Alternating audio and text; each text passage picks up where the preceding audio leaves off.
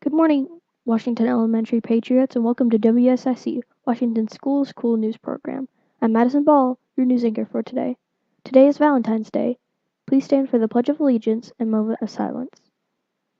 I pledge allegiance to the flag of the United States of America and to the republic for which it stands, one nation, under God, indivisible, with liberty and justice for all. And now for a moment of silence.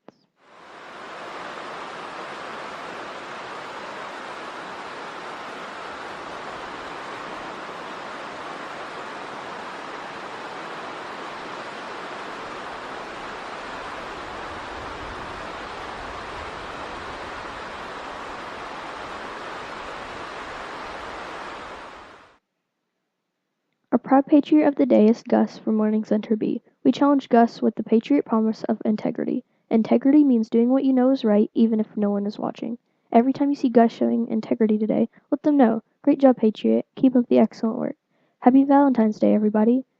On the menu for lunch today, you will have a choice between chili beans and hush puppies, turkey and cheese sub, potato smiles, sweet corn niblets, fresh vegetable cup, strawberry cup, and fruit gelatin will also be served. Now let's check in with our other WSIC reporters and see what they have to share with us today.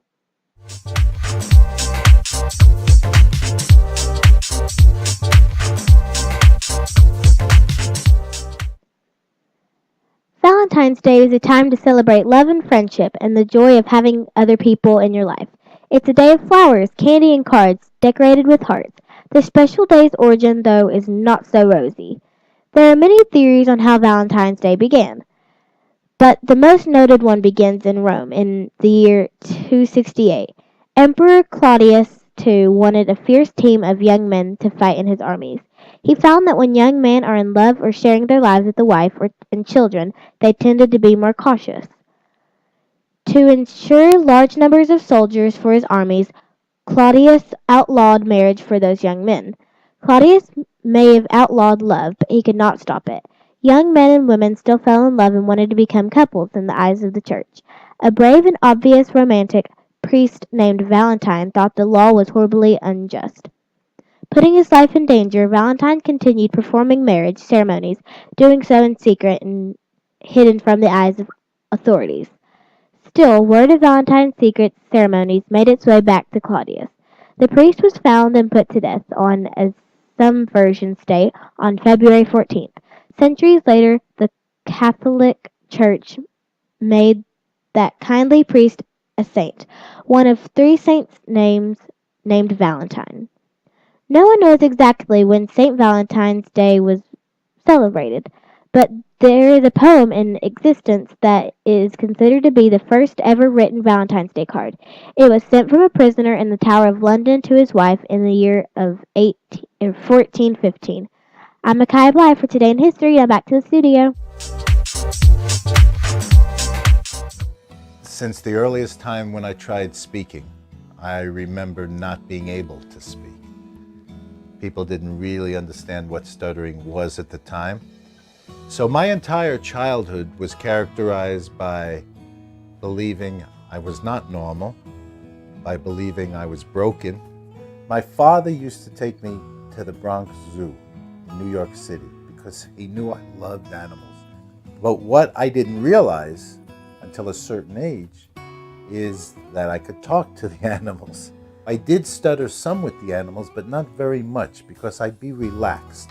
I was attracted to the big cats because I felt that kind of energy, that kind of power has a place in this world and needs to be protected. My children's book about me and a jaguar and stuttering, in my mind, is not about just a boy who stuttered and talked to jaguars. It's about a young child who felt like adults didn't understand him. Working with the highest levels of government all the way down to local communities, I show governments how by saving jaguars, they can show people how they're giving them clean air, clean water, a better system for ecological services that they don't have to pay for. The survival of the jaguar is linked to the survival of mankind. Any young girl or young boy who reads my book, I hope that they see a piece of themselves in that book. And I hope they come away at the end saying, I can do that too. I'm still a stutterer, but I've learned how to work with it, how to control it a lot better. So to anybody that stutters, I say, look into yourself. Find what you love. Find your passion. Find something that excites you and go after it.